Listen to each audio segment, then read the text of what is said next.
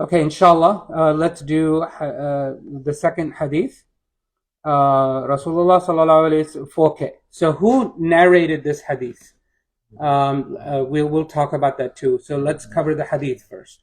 So Rasul Ibn Umar radiyallahu anh, he said that Rasulullah sallallahu alaihi wasallam said, "Ya ayyuhan nas, tubu ila Allah."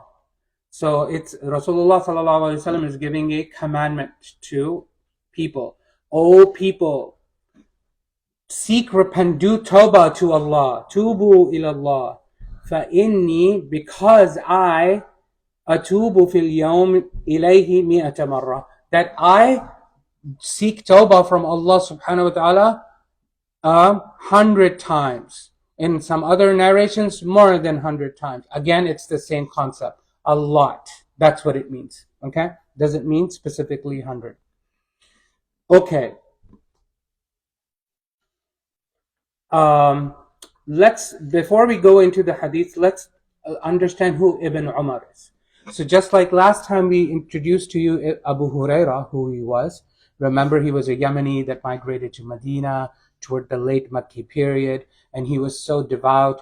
Even though he had money, he gave up everything, and he just lived inside the masjid as part of Ashab al-Suffah, so that he could be close to Rasulullah sallallahu alaihi wasallam and he can learn. He only spent 3 years with Rasulullah sallallahu alaihi wasallam, and he learned from him day and night, day and night, day and night.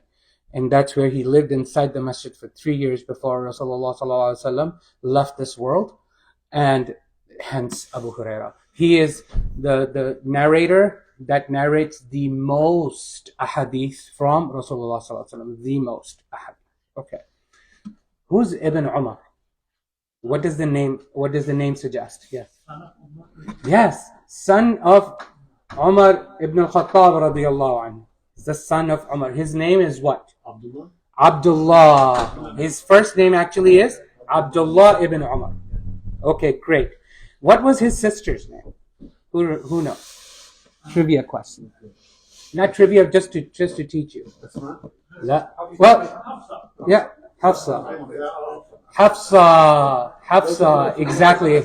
Who was Hafsa? One of the wives of Rasulullah sallallahu alaihi wasallam.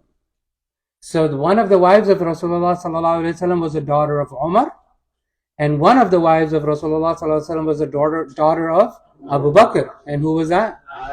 Aisha radiallahu anha. Okay? That's it. Okay. Another trivia for you. There, Umar radiallahu anhu, he has a nickname. He has a kunya. That's his title. No, that's his father's name. He is known. So his eldest daughter, his name is Hafsa. Abu Hafs. Abu Hafs. Yes. So you take Hafsa's name and you make it masculine or neutral. So you drop the ta at the end, the ta marbuta, and you left with Hafs. So he was known by as Abu Hafs because of Hafsa radiallahu anhu. It was a tradition of the Arabs to have a kunya. Right? What was the kunya? Well, with special daughters. So yes. So he was known as Abu Hafs. Okay. So who was Ibn Umar? He was one of the young Sahaba. This is why after passing away of Rasulullah sallallahu alaihi wasallam, he is the second most, I think he's the second most prolific narrator from. So the first hadith, the most number of hadiths we get is from Abu Huraira. The second most number of hadiths we get is from Ibn Umar radiallahu anhu. And why is that? Why is Abu Huraira narrating so much? Why? How can he? Because he lived a long time. Because he was young. He lived a long time after Rasulullah sallallahu alaihi wasallam passed away, and he also is with him. Okay, and not everybody, just like not everybody is is an expert in fishing or racing or golfing. Not everybody is an expert in memory, or everybody has a skill set. So these people that are narrators, they have these special skill sets that other people just didn't have those skill sets. That's okay. This is why, and they were younger, so but they're narrating more. Okay, so we have about 2,600 hadith from him, also young. Okay, he was extremely devout. He was very, very strict in following the sunnah of Rasulullah sallallahu alaihi wasallam. People saw him and they were like, this person is the model I want to follow, because he used to follow Rasulullah sallallahu alaihi wasallam's sunnah so strictly.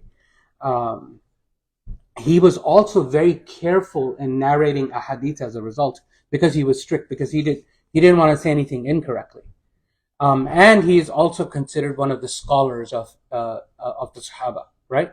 It's one of the scholars of the Sahaba. Very, very devout. So this is Abdullah ibn Umar. Obviously, he participated. How old was he when Rasulullah sallallahu alaihi wasallam passed away? Maybe 18, something like that. 17, 18 is when Rasulullah sallallahu alaihi wasallam passed away, and he lived a long life. Radiyallahu anhu. Okay? After Rasulullah sallallahu alaihi wasallam passed away, and after the fitna that ensued, and if you don't know what I'm talking about, don't worry about it. Uthman radiallahu anhu and Ali radiallahu anhu, and some of the fitna that happened, it was Ibn Umar who did not participate, who didn't take sides. It's like, I don't want to. That's how careful he was. He didn't participate in the fitna. He distanced Makkah. I think he was in Makkah at that time, if I remember correctly. Okay, so Ibn Umar. As we're going through these ahadith, I'm introducing to you the Sahaba, and at the same time, I'm, the one way to learn is to teach, so that's what I'm doing. And may Allah subhanahu wa ta'ala give us all tawfiq, inshallah. Okay, so we understand from this the importance of tawbah, don't we? So let's just review an ayah really quickly in the Quran where Allah subhanahu wa ta'ala speaks about tawbah. This is not in this chapter, so I pulled it specially for you. Allah subhanahu wa ta'ala says, so that was a statement of Rasulullah sallallahu alaihi wasallam. O people, do tawbah to Allah, because I swear I do tawbah to Allah subhanahu wa ta'ala a lot of times, right? Okay, so this is an ayah in the Quran, and there are hundreds of ayat in the Quran about tawbah. Okay, when I say hundreds, I might be exaggerating. 50s, dozens and dozens of ayat of tawbah in the Quran, okay? I didn't count, so I don't know. But it's a lot. It comes in the Quran a lot. Do tawbah. So this is just one ayah that I pulled for you. Allah subhanahu wa ta'ala says, بعد أعوذ بالله السميع العليم من الشيطان الرجيم يا أيها الذين آمنوا, O believers, tubu ila Allah, do tawbah to Allah. Almost the same statement as Rasulullah sallallahu alaihi wasallam, right? Obviously, where's Rasulullah sallallahu alaihi wasallam learning all this from? From Allah subhanahu wa ta'ala. Okay, so in his hadith, Rasulullah sallallahu alaihi wasallam often incorporated the words of the Quran. The words that are in the Quran often incorporated that. Yeah, of course. So tubu ila Allah, do tawbah to Allah. What kind of tawbah? A sincere tawbah, tawbatan nasuha. Okay, and we already talked about what a sincere tawbah is. You're just not giving lip service. You really regret it. You agree. Those three conditions, right? Yeah. That you never repeat it again. You're determined to not repeat it again. You regret it and you abandon the sin. Tawbatan nasuha. Now look at the encouragement Allah subhanahu wa ta'ala gives us through His mercy. Asa, it may be, Allah subhanahu wa ta'ala says, Asa, it may be, Rabbukum, that your Lord, an yukaffir ankum sayyi'atikum, that it may be. So Allah subhanahu wa ta'ala says maybe. By the way, scholar says when Allah subhanahu wa ta'ala says maybe in the Quran, it means it will happen. Okay? When Allah subhanahu wa ta'ala says asa, it means maybe, He means it will happen. So Allah subhanahu wa ta'ala says that if you do tawbah, a sincere tawbah, it may be that I will do takfir of your sins, meaning I will remove your sins. Okay? I will remove your sins from you, meaning your tawbah is going to be accepted if you do sincere tawbah. وَيُدْخِلْكُمْ جَنَّاتٍ تَجْرِي مِنْ تَحْتِهَا الْأَنْهَارِ, and I will enter you all into paradise, into Jannah, underneath underneath which rivers flow. يوم لا يخزي الله النبي والذين آمنوا معه. And I will do this on the day when the Prophet ﷺ and the believers are not going to be humiliated. Okay? يوم لا يخزي الله. Allah will never humiliate the Prophet and the believers of the Prophet. On that day, that's going to happen. On that day, what also will happen? نورهم يسعى بين أيديهم.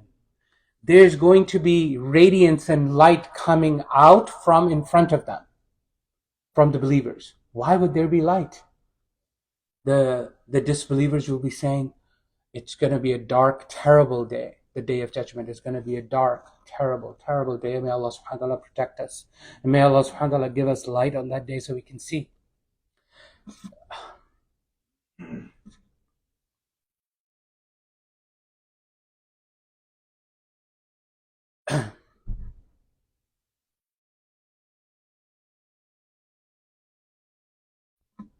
The believers will be given that light on the day of judgment.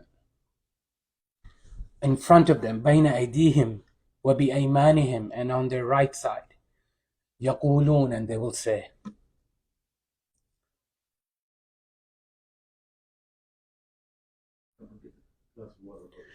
ربنا, O my Lord, أتمم لنا نورنا.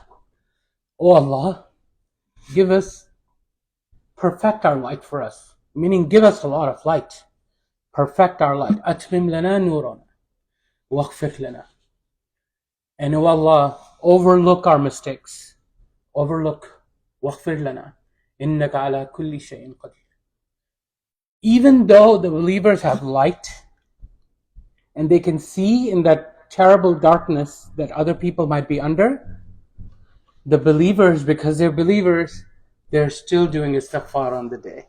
You see how beautiful. And they're still asking for forgiveness from Allah subhanahu wa ta'ala. Okay, inshallah, I'll just leave it here, this book. Inshallah, any questions? Okay.